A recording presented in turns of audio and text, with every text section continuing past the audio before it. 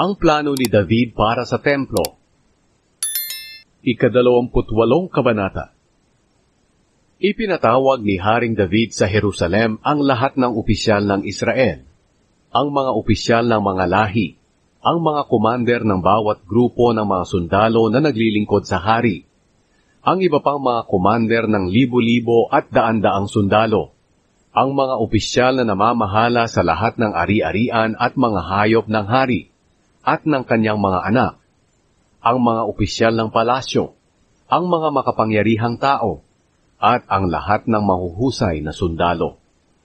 Nang nagtitipon na sila, tumayo si David at sinabi, "Makinig kayo, aking mga kapatid at tauhan.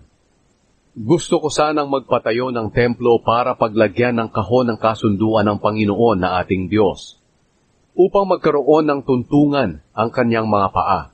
At nakapagplano na ako para sa pagpapatayo nito. Pero sinabi ng Diyos sa akin, hindi ikaw ang magpapatayo ng templo para sa karangalan ng aking pangalan, dahil isa kang sundalo at marami kang napatay. Ngunit sa kabila nito, pinili ako ng Panginoon, ang Diyos ng Israel, mula sa aming pamilya na maging hari ng Israel magpakailanman. Pinili niya ang lahi ni Huda bilang pinuno ng mga lahi. At mula sa lahing ito, pinili niya ang aking pamilya. At mula sa aking pamilya, ikinalugod niya ang pagpili sa akin bilang hari ng buong Israel. Binigyan niya ako ng maraming anak na lalaki. At mula sa kanila, pinili niya si Solomon na maghari sa kanyang kaharian, ang Israel. Sinabi niya sa akin, ang iyong anak na si Solomon ang magpapatayo ng aking templo at ng mga bakuran nito, sapagkat pinili ko siya na maging aking anak, at ako'y magiging kanyang ama. At kung patuloy siyang susunod sa mga utos ko at tuntunin gaya ng ginagawa niya ngayon, paghahariin ko ang kanyang angkan magpakailanman. Kaya ngayon inuutusan ko kayo sa harap ng lahat ng Israelita, ang mga mamamayan ng Panginoon, at sa presensya ng ating Diyos, na maingat niyong sundin ang lahat ng utos ng Panginoon na inyong Diyos. Kung gagawin niyo ito, patuloy na kayo ang magmamay-ari ng magandang lupaing ito, at ipamamana ninyo ito sa inyong mga angkan, magpakailanman. At ikaw, Solomon na anak ko, kilalanin mo at paglingkuran ang Diyos ng iyong ama, ng buong puso mo at isip.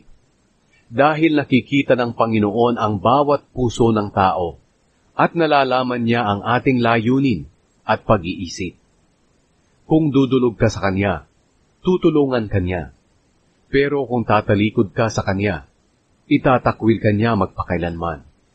Kaya pag-isipan mo itong mabuti.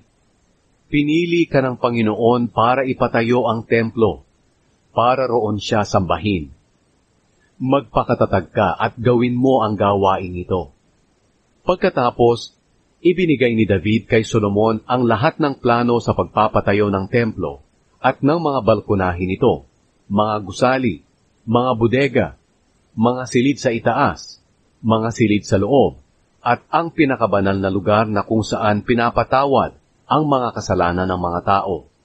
Ibinigay niya ang lahat ng plano na itinuro sa kanya ng Espiritu para sa pagpapatayo ng mga bakuran ng templo ng Panginoon, sa lahat ng silid sa paligid nito, sa mga bodega ng templo ng Diyos, kasama na ang mga bodega para sa mga bagay na inihandog.